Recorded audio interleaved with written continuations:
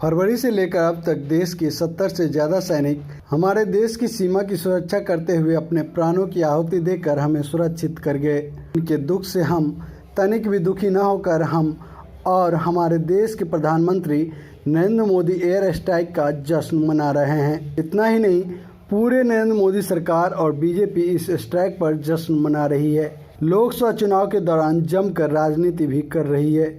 जिस दिन एक विंग कमांडर अभिनंदन की वापसी पर हम खुशी के मारे उछल रहे थे, उसी दिन देश के 10 वीर जवान अपनी प्राणों की आहुति दे चुके थे, लेकिन हमने उनके बारे में सोचना तनिक भी उचित नहीं समझा।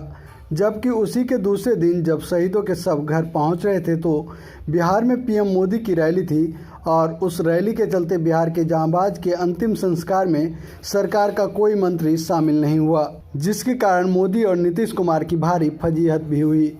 मेरा मानना है कि अगर इन 70 शहीद की मां और विधवाओं से इनके दुख पूछ लिए जाएं तो कितना अच्छा होता।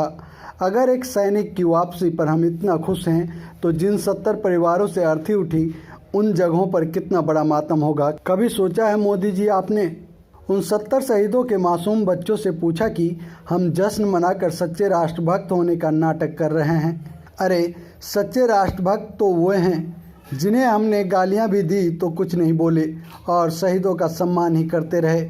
हम सिर्फ यह जानना चाहते हैं कि सच्चे राष्ट्रभक्त की परिभाषा आप किस प्रकार करते हैं।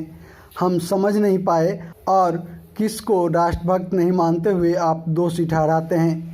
अगर आप इसी तरह काम करते रहे तो यह देश निरंतर प्रगति की ओर अग्रसर रहेगा, क्योंकि यह राष्ट्रभक्त होने का देश को बड़ा खामियाजा उठाना पड़ेगा।